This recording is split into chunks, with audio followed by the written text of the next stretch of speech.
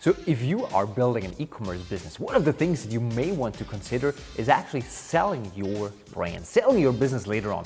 The question then, of course, is how do you set up your business? How do you set up the marketing so somebody would love to purchase your business? Brandon is gonna go into the difference in direct to consumer and Amazon and a lot more details. Very much looking forward to this session. Brandon, this stage is yours.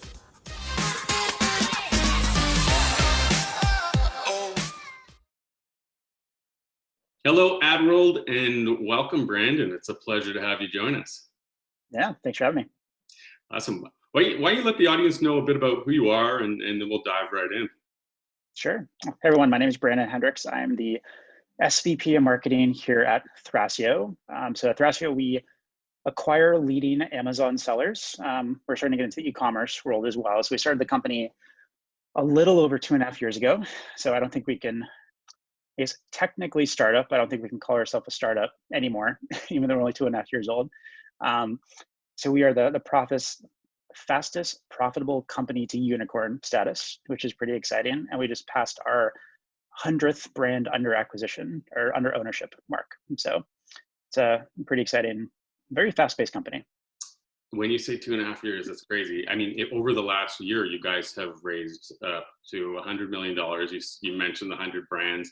The valuation is, I'm trying to pin it down in some digging before. Some said 3, some said upwards to 10 billion. Care to comment? Sure, it's creeping up there somewhere. Yeah, I think we've raised almost 2 billion. So it's been a humble beginnings. We started in the back of a Dunkin' Donuts 2.5 years ago. So you had to walk through the Dunkin' Donuts, get to a little round table in the back, and our bathroom was the Dunkin' Donuts bathroom for about the first 6 months.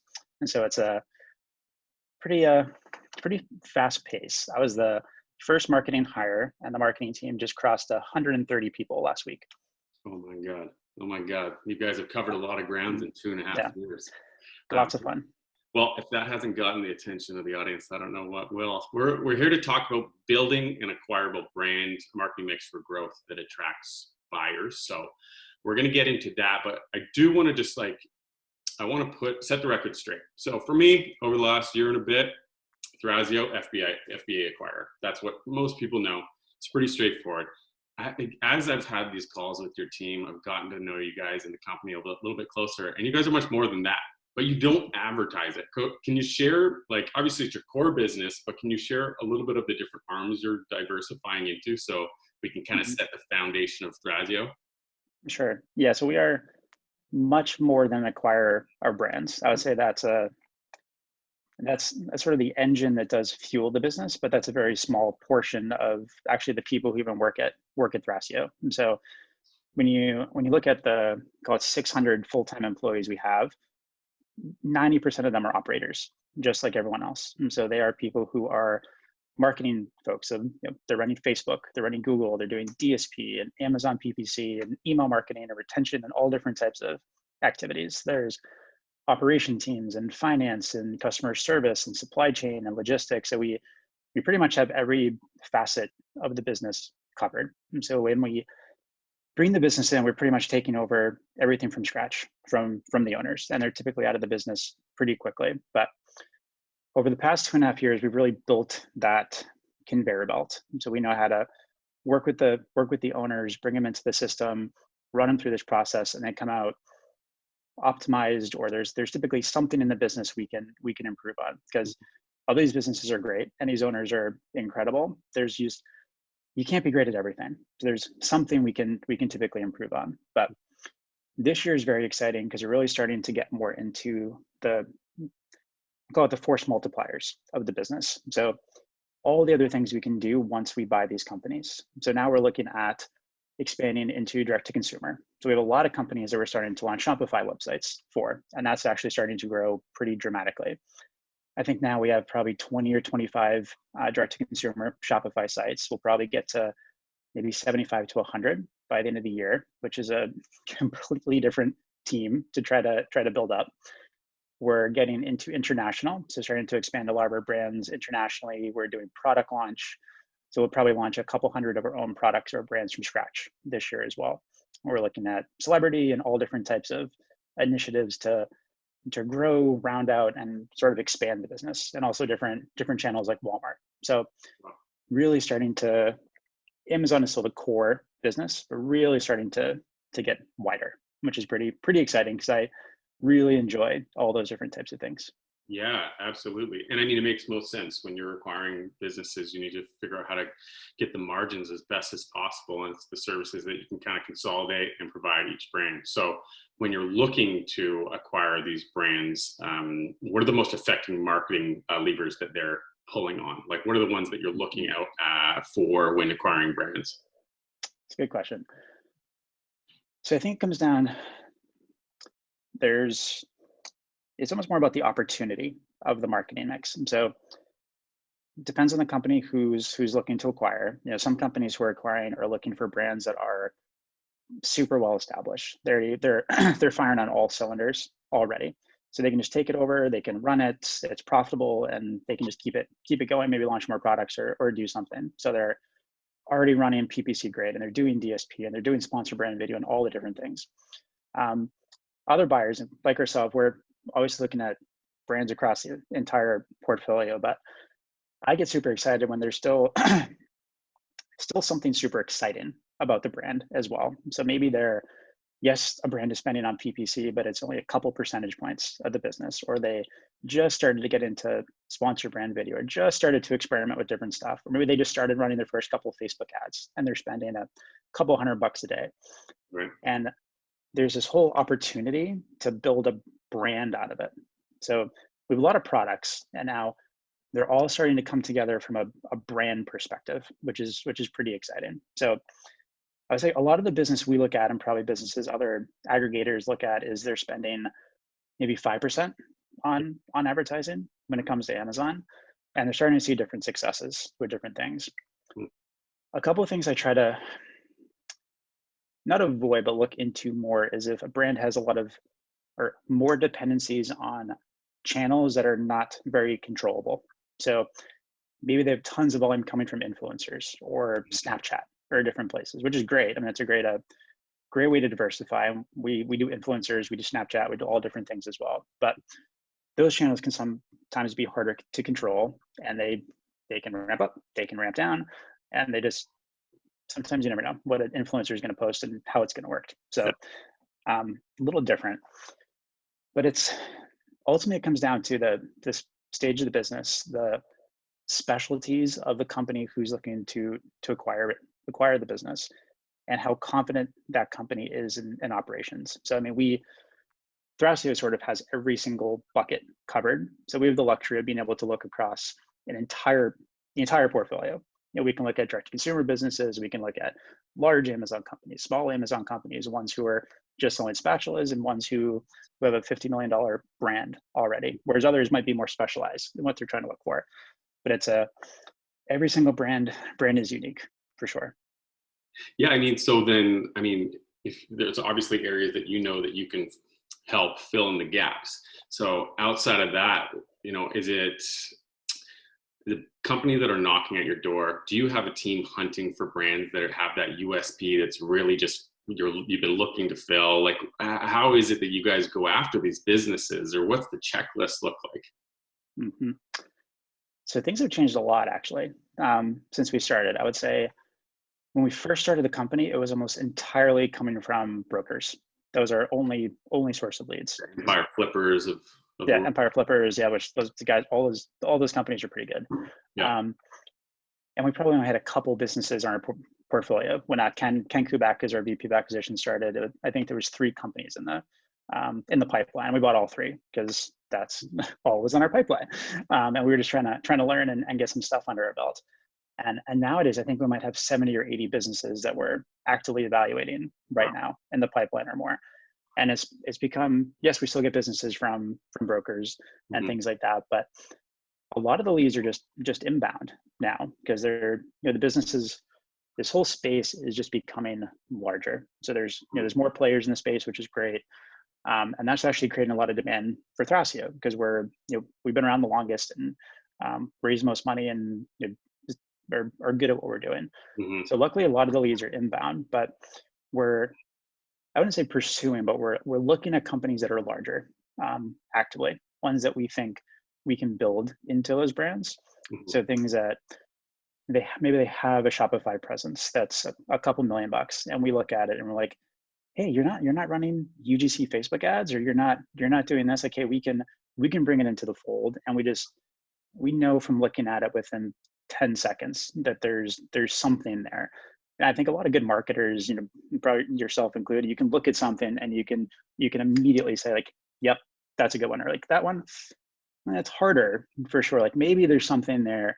And other stuff, it's like, okay, I can build a funnel out of it. I can sell a couple $1,000 a day, but that's probably all it's gonna be at the end of the day, or it's gonna go up and come back down. So, but we're very fortunate now that a lot of the leads and Calmly, just a lot of the great businesses are coming to seek us out, which is a good problem. That's a nice position to be in for sure. Mhm. I mean, traditionally, if you asked me a year ago, if I was having a chat with you and I was asked how important is marketing on Amazon, I would just assume it'd be like 100%. That's what we focus on. But nowadays, like if business comes in your funnel and it's a lead for you guys, and they're only spending 5 to 10%, is that a deal breaker then? Because it sounds like you guys are just going to offer up a slew of other services, or just fill in the gaps for them. So like, it isn't just FBA businesses, obviously. Not anymore. I mean, that's still mostly of what it is, but I think as we're also starting to move up the size of the business. So when we first started, we're really looking at businesses in the $1 to $5 million range. Mhm. And now that we've acquired 105, 110 businesses at this point, we've built the portfolio. We've built the diversity. We've made a bunch of mistakes along the way. We built a lot of systems along the way. And so now we can start moving up funnel, and we're looking at businesses that are 10 to $200 million. And when you start getting into that range, Mhm. and you buy a company that's $40 million, and 30 million of it is on Amazon and 10 million of it is on Shopify, you don't want the 10 million to go away. And so we're making sure we built all those muscles from the ground up. So right now there's really nothing we won't look at, and our mantra is really just come as you are. Like, don't worry about rebuilding your P&L. Don't worry about trying to clean up your business and do all the different stuff. Like, just come chat with us. The team will, at a very minimum, just help you figure out Yeah. stuff, help you figure out your business and think through it. Understanding like how much business is driven through Amazon under probably more of your historic purchases. Like, what have you guys seen over the last year with Amazon's like incredible growth in 2020? Like, what things have you kind of rode the wave on? What have you been really leveraging through Amazon? For marketing? Yeah. Or just, yeah. So when we first started, really objective was just like, okay, we need to understand PPC and how it works on Amazon. I think the first 6 months, I probably tried 15 different advertising softwares just to get the lay of the land and figure out how it works. So fast forward 2.5 years later, we have a very good understanding of how PPC works. We have a whole team that's dedicated to just do that. But the last 12 months, I've been trying to figure out what are all the other channels we can play with. Because when you start talking about Amazon, we can talk about direct consumer, we can talk about Amazon, but Amazon specifically, in the last 12 months, a lot of new channels just on Amazon have started. And so 2.5 years ago, sponsored brand was barely a thing. Sponsored brand video did not exist at all. And that's been actually doing tremendously well for us. I recommend, it's probably one of the biggest low-hanging fruits for Amazon sellers right now is sponsored brand video, because there's not a lot of sellers doing it. You have to produce video. There's some video builders you can use, but I mean, you can get an incremental 5% on your business, 8%, potentially at least a couple percentage points if you start activating different channels. DSP is starting to work really well. I always recommend just start with retargeting first. Yeah, Don't play around with prospecting yet when it comes to DSP. Amazon Live is also starting to get pretty interesting. Is that the live unboxing events, or how's that? Yeah, so there's essentially live stream on Amazon. So you could do one right now. You can set up a camera and go live on Amazon. Wouldn't get much attention, but if you do it a lot, it starts getting a lot of attention. But Amazon also has preferred influencers who they partner with, who get products and they do lives. Amazon itself also does lives. And so if you're a larger brand and you start doing things like lightning deals or deals of the day, you can contact Amazon and say, hey, I'm interested in a live program. And maybe they can pair up a Amazon live with the deal of the day. And that's a home run if you can try to get to do that. But Amazon, when you start thinking about it, it's an algorithm at the end of the day. And so there's a lot of big differences between an Amazon business and a direct-to-consumer business. Mm-hmm. So when you start talking about Amazon, and when no one knows if this is true or not, but everyone believes the more external traffic you can bring into Amazon, the better it'll do for you.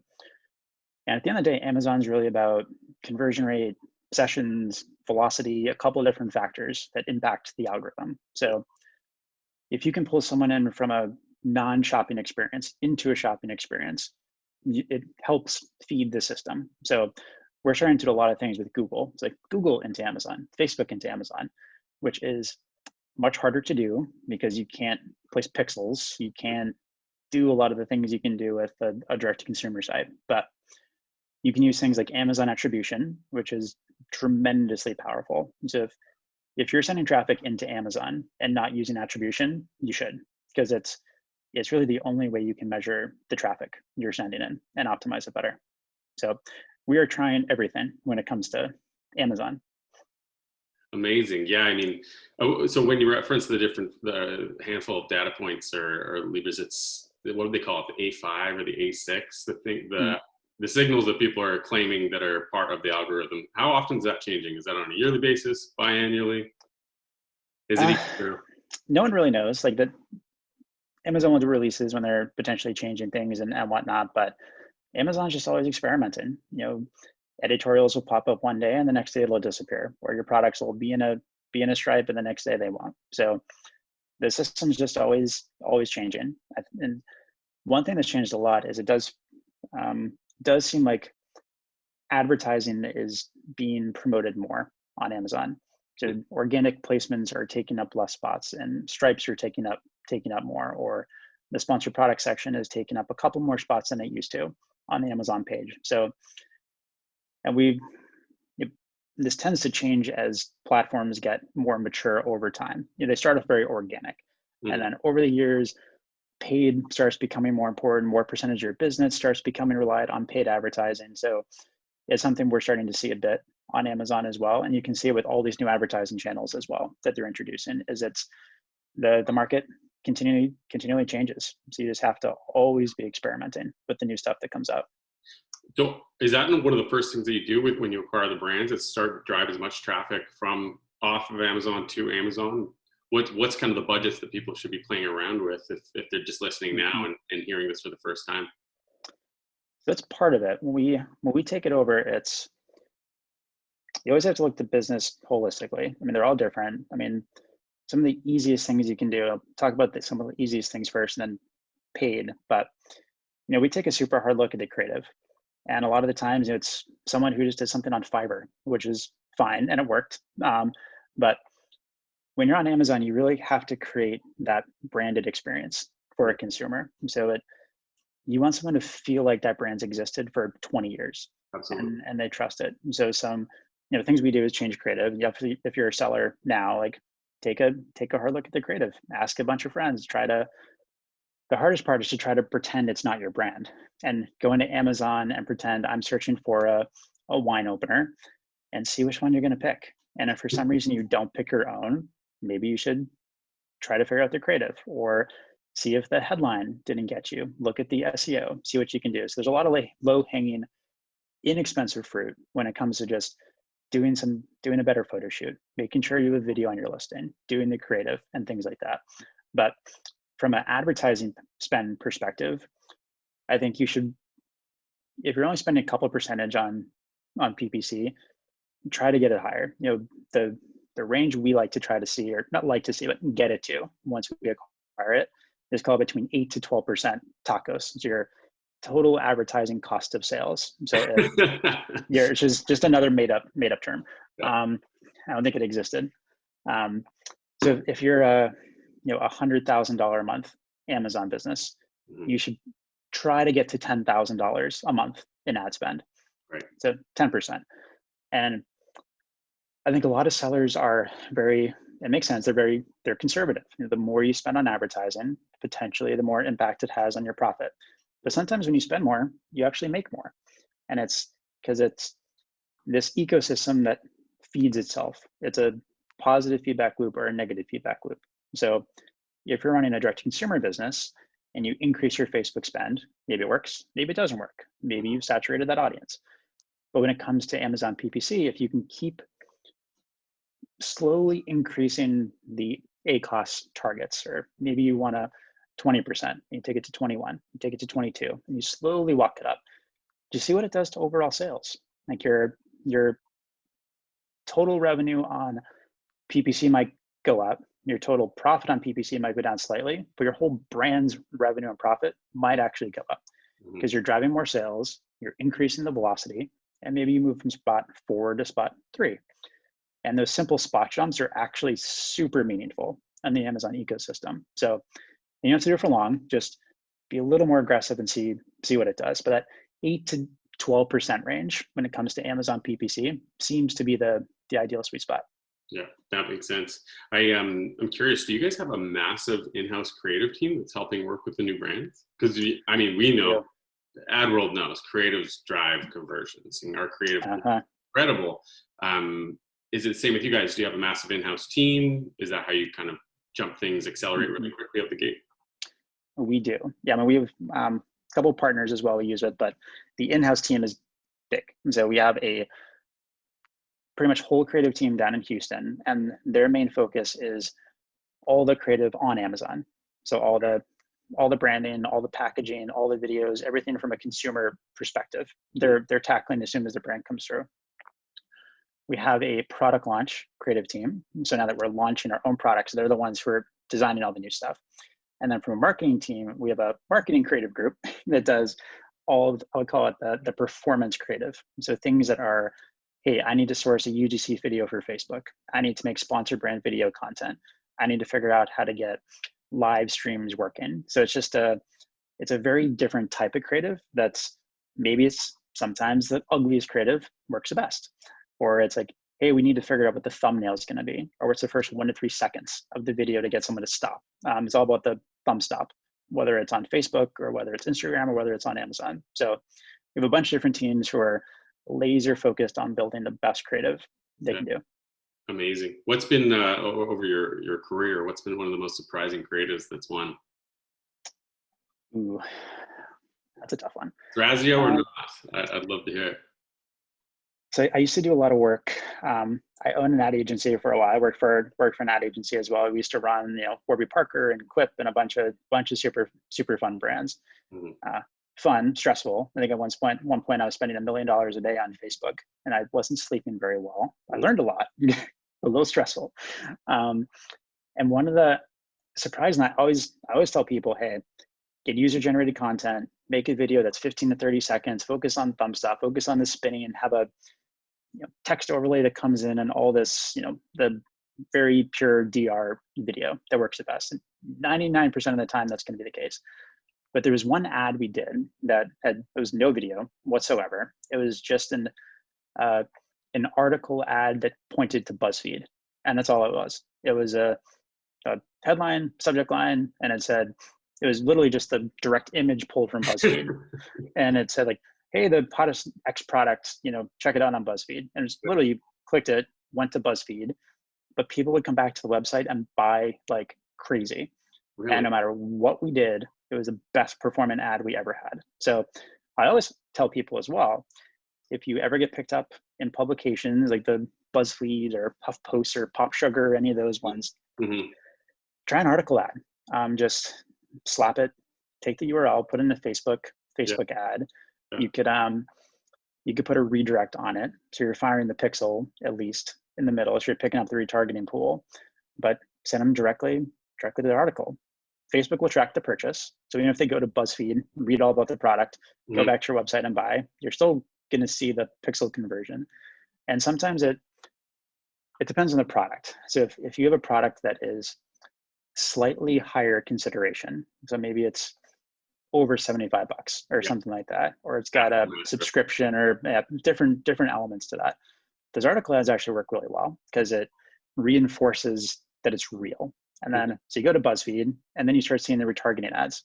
And you're like, oh yeah, well I did see that thing on BuzzFeed or somewhere, and then you go and buy it. So it's a good tactic. But yeah, I mean, we were spending $50,000-$60,000 a day potentially on this one single ad or more, and it just never ran out of juice. It's pretty fun. BuzzFeed's VP of Commerce speaking at Admiral Nila Ali. I think she was on to date potentially, but yeah, no, that's some useful feedback for always be testing, and we'll often be quite surprised on what works. I want to be mindful. We've got a little bit time left. One thing that I know with Thrasio is that, you know, upwards of 100 brands, you got the data. You guys must be sitting on a mound of data. What are the trends? Can you share anything with the audience of what you know looking forward to 2021 based off of everything that you guys are holding in cards close to your chest? There's a lot of data. I don't think I can specifically share about the market, but I would say the more data you start to gather, the more you just understand about general consumer behaviors in general. And the more, so even if you're a average size brand and you have products in a couple of different categories, you can use different things like share of voice or looking at downloading all the transaction data. And you can start to see, you know, from a Thrasio example, let's say someone bought our coffee press. And you say, oh, they bought the coffee press. And we can see they bought a gooseneck kettle, but they didn't buy ours. They bought someone else's gooseneck kettle, and we do have one. Why didn't they buy ours? So we can start fishing through all the different behaviors we're seeing and figuring out, oh, they bought this product because it was made out of a different steel, or maybe the handle was longer, or there is some difference. And we can either work to improve our product. We can launch a new product, potentially. We can market or cross-sell or cross-promote.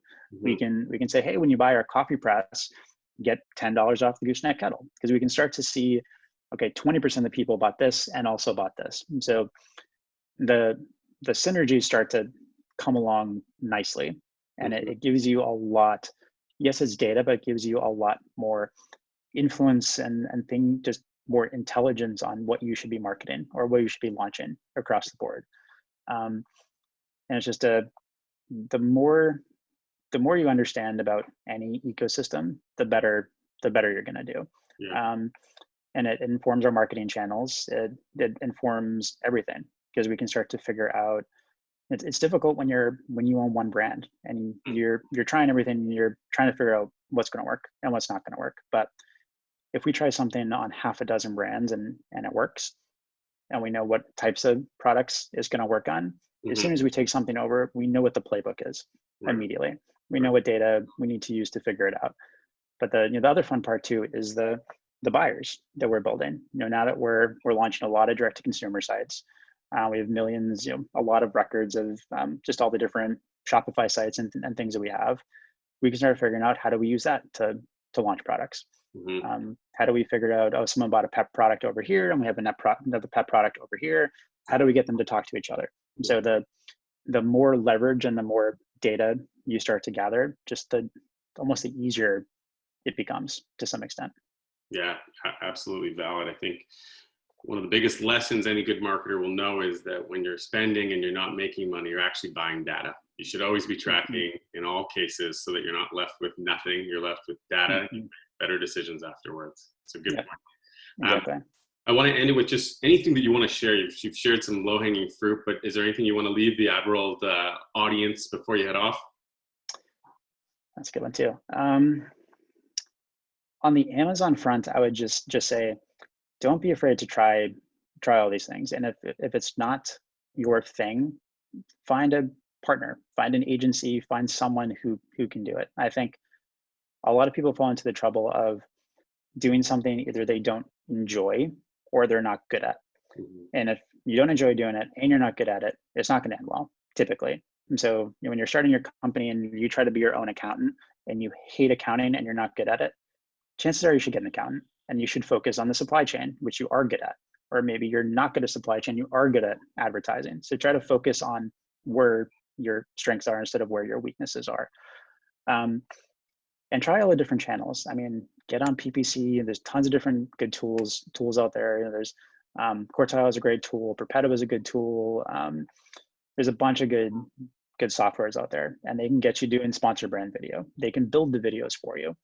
They'll tell you how to do all the ASIN targeting. So make sure you're doing all the levers you have when it comes to Amazon, because that every little percentage is going to start adding up.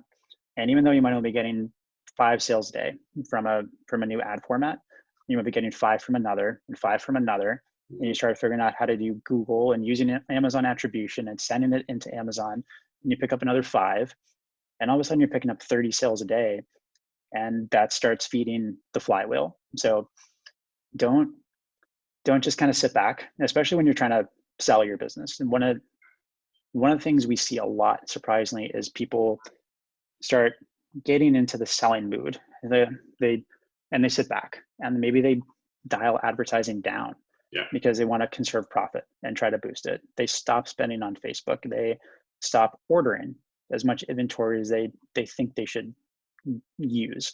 So your business, you're not out of your business until you're out of your business. So keep running it every single day like it's your baby until it's not anymore.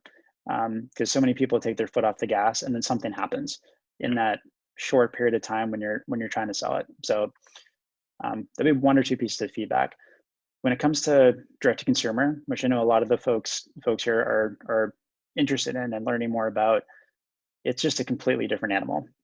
They're 2 totally separate businesses. You know, Amazon is a search algorithm or search platform. People are coming there to buy stuff that they typically already want or they're looking for. So it's just about getting them across that next step. What is the reviews? What's the advertising you're going to put in front of them to say, hey, my product's better than the next one?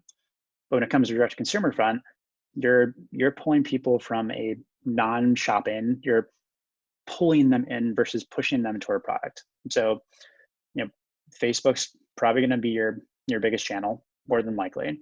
You're going to spend 40% of your revenue on Facebook, 35, 40% typically, which is very different than Amazon when you're spending 10, 15 maybe. You're doing Google, you're doing email, you're looking at loyalty, lifetime value, conversion rate optimization, funnels and bounce rates and all these different things. So another piece of advice I would say is a lot of people try to start Amazon and then get immediately into direct to consumer when they're very different too. So know where your skill sets are. It's good to do them both at the same time if you can, but making sure you're focusing on both, because if you're not focusing on both, one or the other is not going to do well. But just know that they're different animals. So partner with people that, or listen to a lot of podcasts, go to YouTube. There's a bunch of courses and things you can do, but it's just I love this space. You know, I've been in the space for a while, and dozens of different startups and tons of different companies, and it just takes a while to learn this stuff. You know, I can say finally, after doing Amazon for 3.5 years, I feel pretty good. But every week there's something new that I learned, or probably every day there's something new I learned about Amazon. So, and that's what I enjoy the most, is that you're constantly learning. And for myself, if I'm not chronically uncomfortable, I feel like I'm not moving forward. So, just be uncomfortable, make yourself uncomfortable, try new stuff. And just, if you're going to get into direct to consumer, or you're going to get into Amazon, get into it. Don't say, I'm going to launch with a couple $100. Figure out what you can really commit to and say, okay, this money's gone, and just commit to doing it. And you should be confident too before you start. You shouldn't go into it saying, there's a 50-50 chance that this is going to work. You should do your research and say, hey, I'm 95% confident if I follow this playbook, this is going to work. And just have fun along the way.